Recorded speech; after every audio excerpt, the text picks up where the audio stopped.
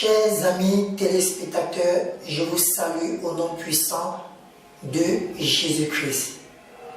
Aujourd'hui, je vais parler de la passion et je vais prendre comme référence le livre de Romains chapitre 1, le verset 16. Il est dit, car je n'ai point honte de l'évangile, c'est une puissance de Dieu pour le salut de quiconque croit, du juif premièrement, puis du grec. Je vais commencer par définir le mot passion. La passion, c'est un état affectif et intellectuel assez puissant pour dominer une vie mentale. Alors, bien-aimé, pour dominer une vie mentale, tu as besoin d'être passionné.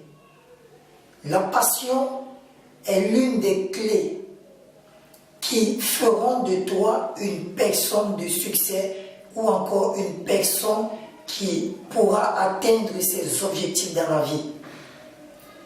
Même dans la vie commune, une personne qui n'est pas passionnée par son travail, par ce qu'il fait, ne peut pas réussir dans ses activités et dans ses ambitions. Bien-aimé, je vais te poser une question. Es-tu passionné de l'évangile de Jésus-Christ? Il y a beaucoup qui diront qu'ils sont passionnés. Mais est-ce que le fait de dire que je suis passionné est largement suffisant pour démontrer ta passion et ton attachement à l'évangile?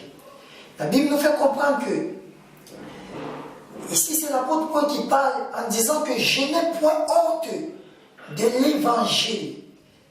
Bien-aimé, à quand remonte la dernière fois où tu as eu honte de l'évangile? À quand remonte la dernière fois où tu as eu peur de parler de l'évangile à tes parents, à tes amis, à ton entourage, dans ton lieu de service? À quand remonte la dernière fois où tu as hésité à prêcher l'évangile à ton prochain? Bien-aimé, j'aimerais te faire comprendre une chose. C'est que lorsqu'on est passionné, on ne peut pas s'arrêter de parler de ceux qui nous passionnent. Bien-aimé, lorsque tu es passionné par l'évangile, partout où tu iras, tu parleras de cet évangile. Bien-aimé, lorsqu'on est passionné de l'évangile, on n'a point honte de cet évangile. Bien-aimé, lorsqu'on est passionné, on n'a pas la crainte. On n'a pas peur de ce que les gens peuvent dire. On n'a pas peur de ce que les gens peuvent penser de nous. C'est pareil pour une personne qui est passionnée par son travail, qui est passionnée par ses études, qui est passionnée par son entreprise. Lorsqu'on rencontre une personne qui est passionnée, on dit qu'on le constate dès le premier regard. Parce que cette personne ne cessera de parler de cette chose-là. Et cela manque beaucoup de nos jours au milieu des enfants de Dieu. Nous sommes chrétiens, nous sommes enfants de Dieu. Nous allons à l'église et ce n'est qu'en ce moment où nous pouvons partager la parole de Dieu. Lorsqu'on est chez nous, on médite, on prie. Mais lorsqu'on sort de chez nous, lorsqu'on sort de l'église, est-ce qu'on prêche cette parole-là? Ou alors on prêche seulement à ceux de notre communauté? Lorsqu'une personne n'est pas peut-être venue à l'église, on va vers cette personne, on lui prêche l'évangile, on l'encourage.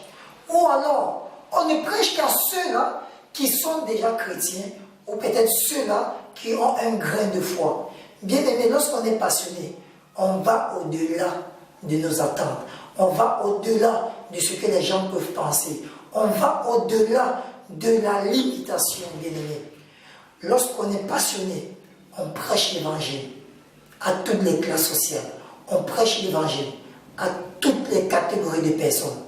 Bien-aimé, j'aimerais t'inviter à être passionné par l'évangile de Jésus-Christ. J'aimerais t'inviter à renouveler tes pensées comme la parole de Dieu le dit.